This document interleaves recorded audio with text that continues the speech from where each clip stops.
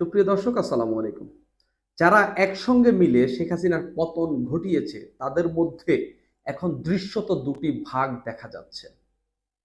সেসব রাজনৈতিক দল, সেসব রাজনৈতিক নেতারা সবাই মিলে যারা শেখ হাসিনার পতন ঘটিয়েছে তাদের মধ্যে এখন দুই ভাগ, নির্বাচনকে কেন্দ্র করে।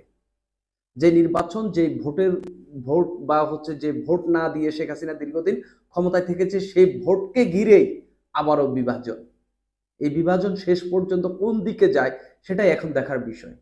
তবে তবে হুমকি ধমকি কেউ কাউকে কম দিচ্ছে না। তবে আমি যেটা মনে করি, আগামী ডিসেম্বর কিংবা ডক্টর মোহাম্মদ ইউনূস সর্বশেষ, মানে একেবারে সর্বশেষ যে সময়টা নির্ধারণ করেছেন 2026-এর জুন নাগাদ, এর মধ্যে যদি নির্বাচন না দেয় ডক্টর মোহাম্মদ ইউনূসের নিশ্চিত পতন হবে। ঠিক শেখ হাসিনা সরকারের যেভাবে পতন হয়েছে, ডক্টর মোহাম্মদ ইউনূসও একটা অভ্যুত্থান দেখতে হবে। এর বাইরে আসলে আর কোনো কিছু হবে না। আমি অন্তত এটা, মানে প্রেডিকশন বা হচ্ছে অনুমান যাই বলেন, এটাই। কারণ দেশের এখন যে অবস্থা, বিএনপি একেবারেই ছাড় দেবে না। অর্থাৎ বিএনপি নির্বাচনের দিকে হাঁটবে। আমরা দেখলাম এনসিপি, তারপরে অন্যান্য আরো কিছু রাজনৈতিক দল, তারা আসলে নির্বাচনের পক্ষে না। তারা নির্বাচনের পক্ষে না থাকার অনেক কারণ রয়েছে।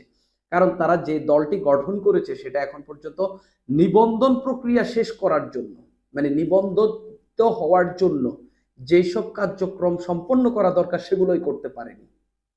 তো তারা আসলে, যাদের এখনো নিবন্ধনও হয়নি, তারা আসলে নির্বাচনের কথা কি বলবে? এটাই বড় প্রশ্ন। তার মানে বুঝে নিতে হবে নির্বাচন কেন ডিলেই করতে চাচ্ছে।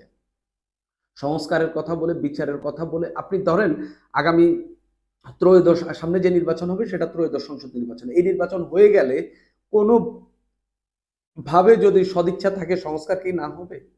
যারা হচ্ছে গণহত্যা চালিয়েছে, অপরাধ করেছে, তাদের বিচার কি না হবে? অবশ্যই হবে। তাহলে এগুলো নিয়ে এত নির্বাচন নিয়ে এত টাল বাহানা কেন? আমি বিএনপির একজন নেতা, ভাইস চেয়ারম্যান শামসুজ্জামান দুদু দুদু না দুদু, খুবই পরিচিত মুখ, মানে পরিচিত একজন নেতা। তার কিছু বক্তব্য আমার মানে খুবই চোখে লেগেছে। মনে হচ্ছে যে আসলে তারা সরকারের প্রতি খুবই কঠোর হচ্ছে, এবং যদি কোনো নড়চড় হয় ডক্টর মোহাম্মদ ইউনূসের সরকার তারা ফেলেও দিতে পারে, এরকম তাদের ভাষ্যমতে এটাই অনুমান করা যাচ্ছে। ডক্টর মোহাম্মদ ইউনূস ছেলেদের নিয়ে একটা দল গঠন করেছেন। সরাসরি সরাসরি বলছেন যে ডক্টর মোহাম্মদ ইউনূস ছেলেদের নিয়ে দল গঠন করেছে। অর্থাৎ এনসিপি যে দলটি এসেছে সেটাকে ডক্টর মোহাম্মদ ইউনূসের দল বলছেন। অনেকেই এর বিরোধিতা করেছে, আমরা করিনি। ডক্টর ইউনূস সত্যবাদী, সাহসী ও বিবেকবান মানুষ, তাকে আমরা শ্রদ্ধা করি। আপনার যেহেতু এতই বিবেক আছে, এতই সত্য জানেন, তাহলে ছেলেদের রাস্তায় ঠেলে দিচ্ছেন কেন? আপনি পদত্যাগ করে দায়িত্ব, দলের দায়িত্ব গ্রহণ করুন, নির্বাচনে অংশ নিন। জনগণ ভোট দিলে বিএনপি আপনাকে সবার আগে অভিনন্দন জানাবে।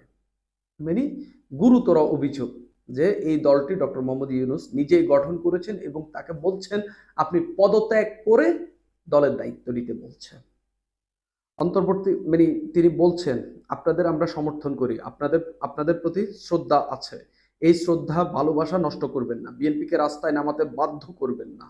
বিএনপি রাস্তায় নামার আগেই নির্বাচন দিন। বিএনপি রাস্তায় নামলে কি হবে? শেখ হাসিনার দিকে তাকান। স্পষ্ট বার্তা। বিএনপি যে কয়বার ক্ষমতায় এসেছে জনগণের সমর্থন ও ভালোবাসা নিয়ে। কারণ আমাদের শহীদ, মানে এরপরে তিনি বলছেন যে তাদের শহীদ প্রেসিডেন্ট জিয়াউর রহমান আছেন, তারেক রহমান আছেন, তারপরে নানানজন আছেন। তিনি আরো একটি কথা বলেছেন, এই বছরের ডিসেম্বরের মধ্যেই নির্বাচন দিতে হবে, নির্বাচন হবে, নির্বাচন ঠেকানোর মতো সাহস কারো নাই, নির্বাচন এই বছরের ডিসেম্বরের মধ্যেই হতে হবে। এটা এখন আমরা দাবি করছি, কিন্তু আমরা প্রমাণ করেই ছাড়বো ডিসেম্বরে নির্বাচন হবে। তার সর্বশেষ বার্তা যে আমরা প্রমাণ করে ছাড়বই ডিসেম্বরে নির্বাচন হবে। এনি হাউ তারা ডিসেম্বরে নির্বাচন দিয়েই বা করিয়েই ছাড়বে। এটাই হচ্ছে সবচেয়ে বড় বার্তা। এবং ডক্টর মোহাম্মদ ইউনূসকে বললেন বিএনপিকে মাঠে নামাতে বাধ্য করবেন না, যদি মাঠে নামান তাহলে শেখ হাসিনার দিকে তাকান। তিনি বলতে চাইছেন শেখ হাসিনার পতন তারা ঘটিয়েছে, এবং যদি ডক্টর মোহাম্মদ ইউনূস বিএনপিকে মাঠে নামায় সেখানেও সেখানেও তার পতন দেখতে হবে। একেবারে স্পষ্ট বার্তা। এই এখন ডক্টর মোহাম্মদ ইউনূসের জন্য হয়ে গেছে শ্যাম রাখি না কুল রাখি। শিক্ষার্থীরা বা হচ্ছে যারা, তারা তো এখন আর শিক্ষার্থী নাই, তারা এখন রাজনৈতিক দল গঠন করেছে, তারা এখন রাজনৈতিক নেতা হয়ে গেছে। হাসনাত সার্জিস, তারপরে হচ্ছে এই নাহিদ ইসলাম, তারপরে আখতার হোসেন, এরা এখন কেউই ছেলে মানে বাচ্চা কাচ্চা নেই আর কি, সবাই এখন রাজনৈতিক নেতা হয়ে গেছে। এখন ডক্টর মোহাম্মদ ইউনূস তার শ্যাম রাখবে না কুল রাখবে নাকি গদি রাখবে, এটাই এখন বড় প্রশ্ন হয়ে দাঁড়াচ্ছে। কোথায় যাবেন ডক্টর মোহাম্মদ ইউনূস? বিএনপির মতো একটা জায়ান্ট একটা দলের চাপ সহ্য করে কি তিনি আসলে নির্বাচনটাকে কি ডিলে করতে পারবেন গদি টিকিয়ে রেখে? আবার এই নতুন দল এনসিপি বা অন্যান্য যারা নির্বাচন আপাতত চাচ্ছে না, তাদেরকে কি বুঝিয়ে তিনি হচ্ছে ডিসেম্বরে হচ্ছে নির্বাচন অংশগ্রহণ করতে পারবেন? ডক্টর মোহাম্মদ ইউনূসের জন্য বড়ই চ্যালেঞ্জ হয়ে দাঁড়াচ্ছে এটি। এটি শেষ পর্যন্ত কোন দিকে যায়, তবে আমার কেন জানি মনে হচ্ছে বিএনপি বিন্দু মাত্র ছাড় দেবে না এই জায়গায়। একটা অসাংবিধানিক একটা অনির্বাচিত সরকারকে বিএনপি আর বেশি সহ্য করবে না, এটা কেন জানি আমার মনে হচ্ছে। আবার ডক্টর মোহাম্মদ ইউনূসের সরকারকে যারা বসিয়েছেন তারাও তার সরকারকে দ্রুত এখান থেকে চলে যেতে না দেওয়ার একটা চেষ্টা চালিয়েই যাবেন। সুপ্রিয় দর্শক, আজ এই পর্যন্তই, আপনাদের মতামত জানাবেন।